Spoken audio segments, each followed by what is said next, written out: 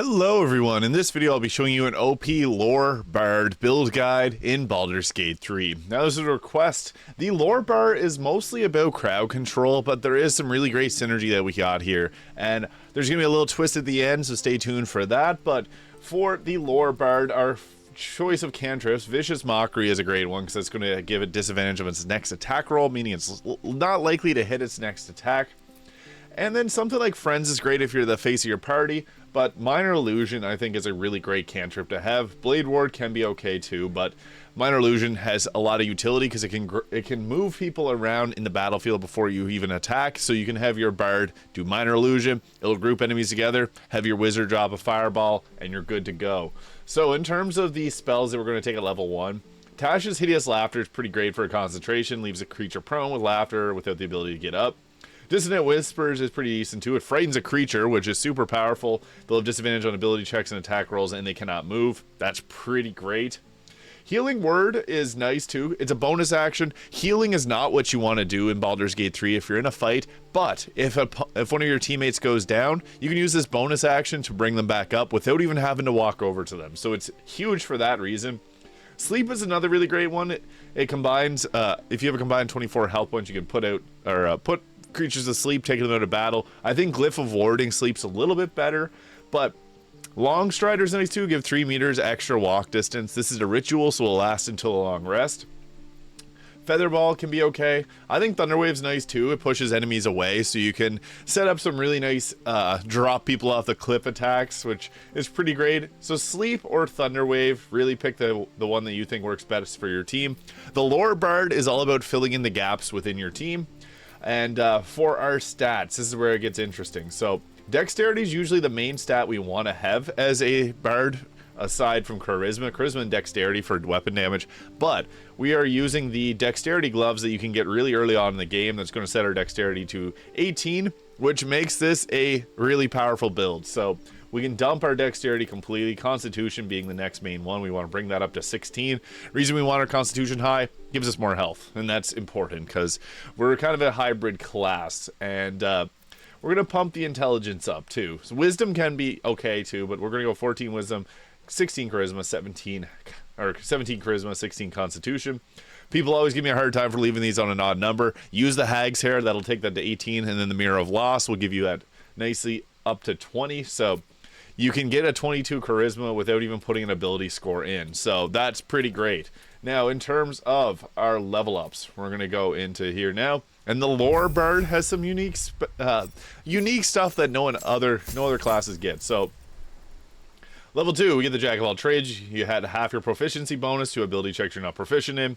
So that's quite nice. We also get Song of Rest, giving us an extra short rest. Really nice. And for the spells, Sleep is a good one. Bane is okay. Charm Person's okay. If you have one of these here that you really like, I would take that. But Sleep's pretty great because you can just take enemies out of battle if they're low on health, and it's not a bad way to go about using your action. So here is where we get to choose our college. So there's College of Swords, which is everyone's favorite, but we're going to be calling College of Lore today, and that's more so a caster. So we get Cutting Words. This is a reaction. Use your wit to distract a creature and sap its confidence. It's great. And we get our level 2 spells here. I think Hold Person being one of the best, as we're kind of a crowd controller as a lore bard. I think that can be a pretty good one to go with. And Heat Metal is another really great one for damage. Gives a disadvantage on attack rolls and ability checks. And it's a good concentration for damage. There's also Clouded Daggers, which is kind of a great crowd control. You can put that at a doorway, and it'll block people from doing any type of, they can run through it and take damage. Now for our skills, we do get a nice ability to add some proficiencies, so pick whatever works best for your team. Persuasion, Deception can be nice. It's, again, whatever you need to fill the gaps with for your team, but we're going to be going College of Lore there. And then, we also get 2 there, so. Alright, we got those are really dependent on what you need for your own personal class. If this is not your Tav or Dirge, then it doesn't matter as much. For our next cantrip, Friends, again, if you're the face of the party, is great. Mage Hand can be okay if you set it up before battle, but Blade Ward, True Strike being the worst one in the entire game. For our next level 2 spell, Heat Metal or Cloud of Daggers, whatever one you prefer. I think that those are two of the best at level 2 for the Bard. And then we get our level 4 feat. So this is pretty up to you. There's a couple good ones. We got Warcaster, which will hold our concentration, gives us advantage on saving throws to hold concentration on spells. And we can use a reaction to use Shocking Grasp on a target moving out of melee range. That's great too, but I like ability improvement, and alert +5 to initiative is great as well.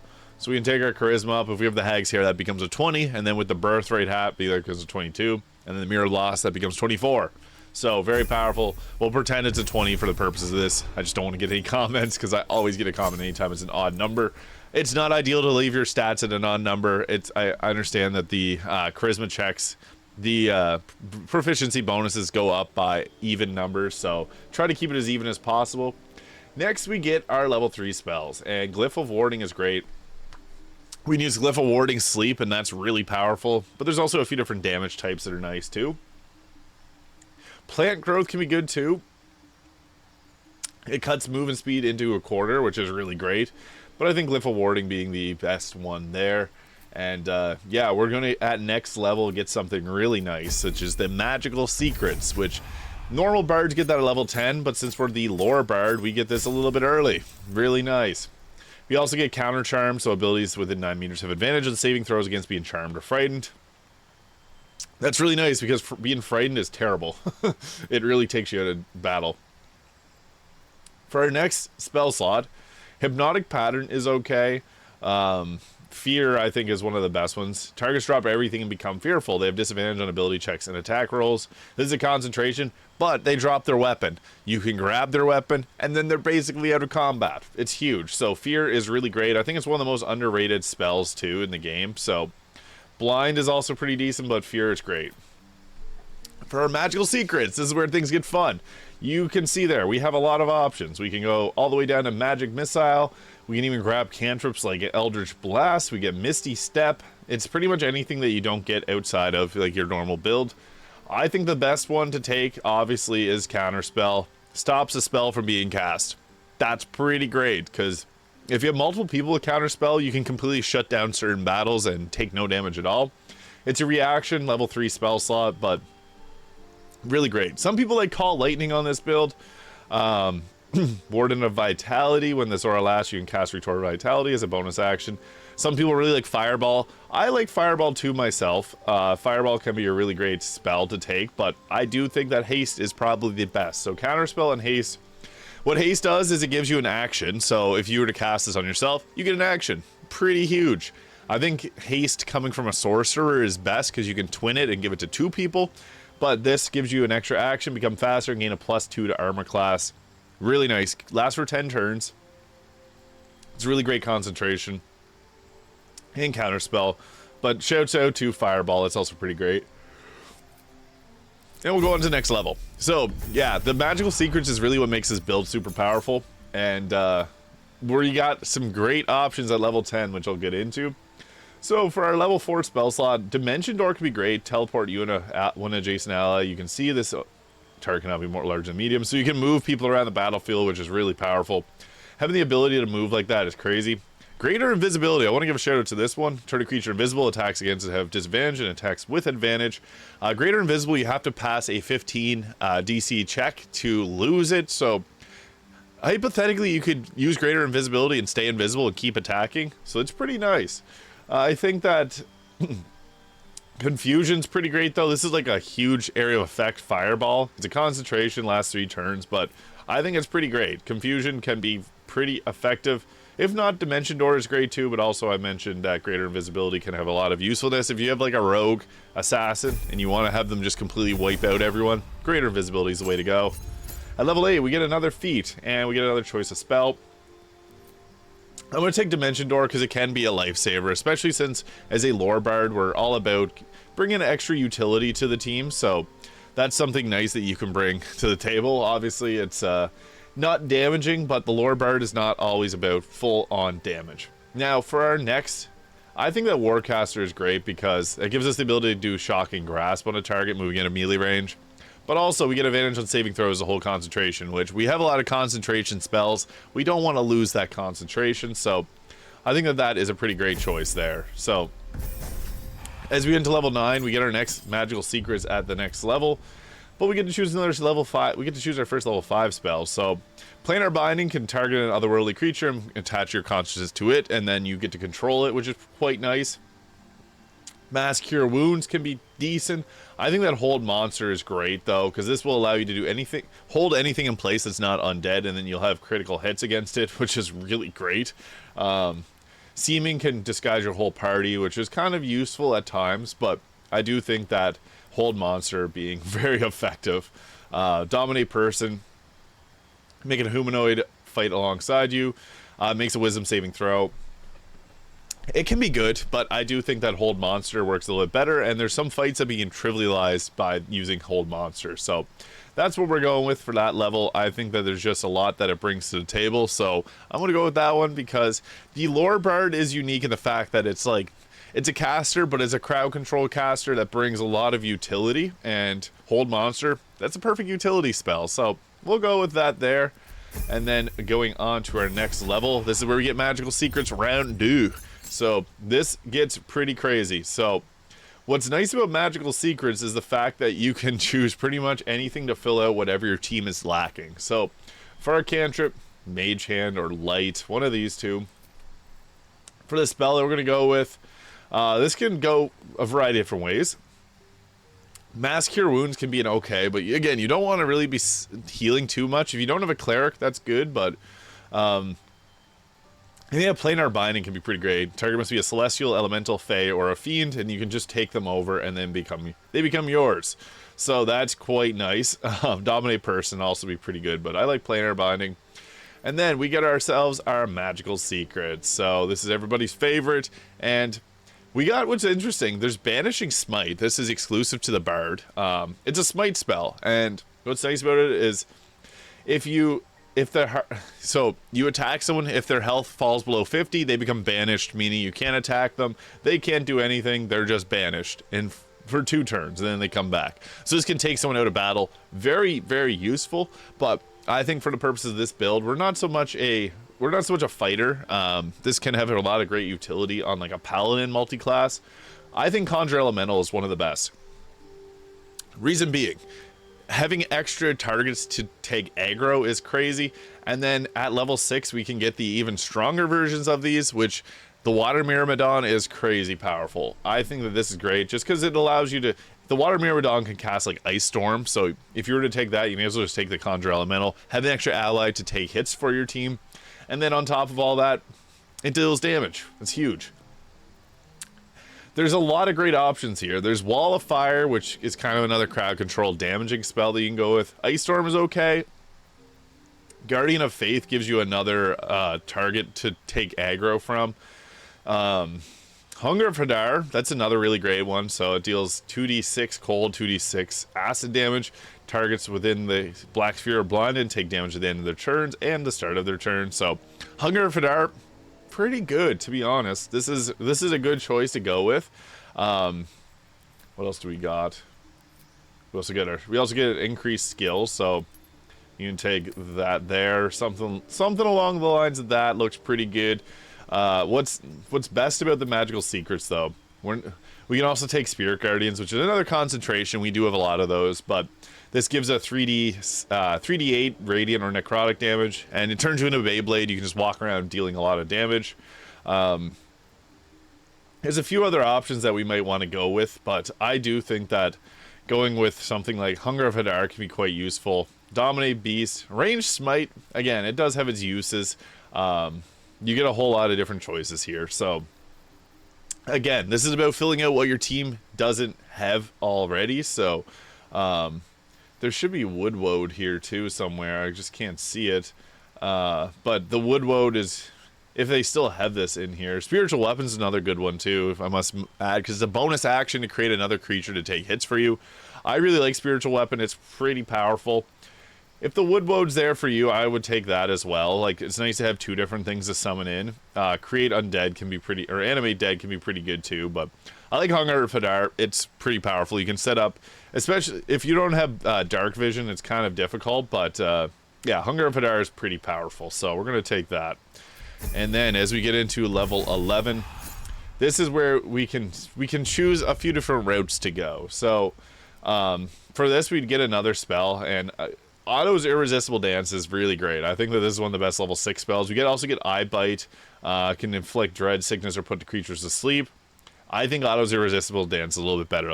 This used to be a little bit better. I think they did nerf it, and they have to make a Wisdom saving throw, but cause a creature to start dancing, making it unable to take actions or move. Its attackers have advantage on attack rolls, so it makes them dance, which is pretty funny, and you just go up and hit them a bunch of times. So I really like that one personally, because I think that just has a lot of damage potential for a lot of different builds. And again, we're more so a crowd controller, so that works great alongside that. Level 6 spells, pretty dicey for the for the Bard, but that is our level 11. Now, this special twist that I mentioned at the start of the video, we can go and get a feat here, but there's one other thing that we could go. If you wanted to take Eye Bite, or any of the previous spells that you didn't take, Giver. But we can add an extra class and give ourselves a lot of utility. I recommend taking the Cleric. Reason being, we get ourselves heavy armor proficiencies, which is really nice. You can also use Morning Stars, so that's also nice. Add your proficiency bonus to attack rolls with Morning Stars. We get a few cantrips that are useful. Guidance being one of the best cantrips in the entire game. Sacred Flame is okay too, and Resistance, or Thaumaturgy, so you can get advantage on intimidation, performance checks. You can also take like Produce Flame, something like that.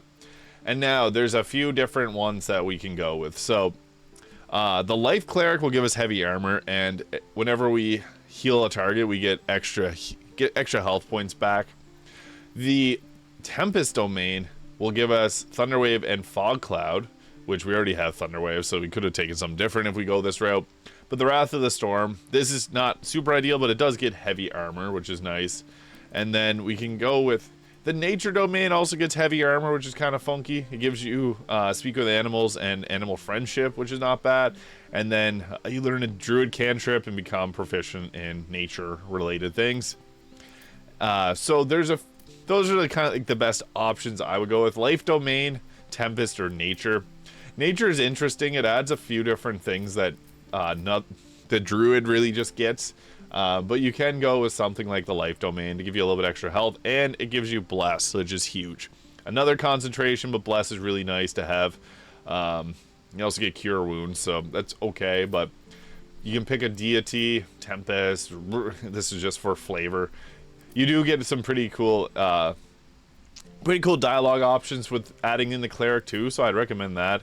And then you can take something like Guiding Bolt, which gives attack rolls advantage with that, so not bad. You can also take Command, which is great. You can command drop, take enemies' weapons. So either Guiding Bolt or Command, whatever one of those two you prefer.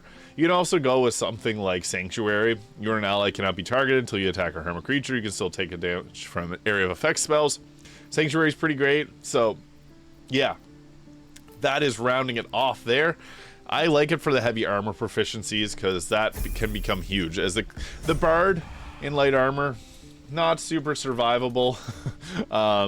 So then you can go from taking your like armor class 16. We just have this clothing option here, and then we can throw on like heavy armor and get 20 AC or even higher, 22 AC. This one gives proficiency by wearing it, but it really opens up the ability to change how your build performs. So I think that that's quite nice in itself.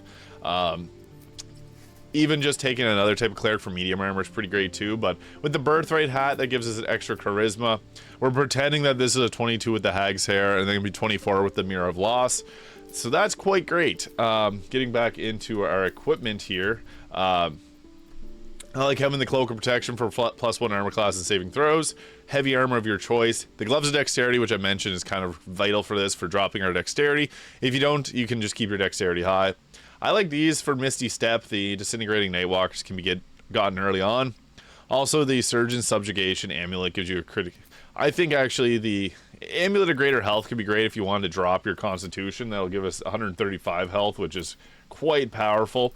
And then Killer Sweetheart gives you a next critical hit on attack roll, which is, it's okay, but I think that there's better options out there. I just didn't really plan for that.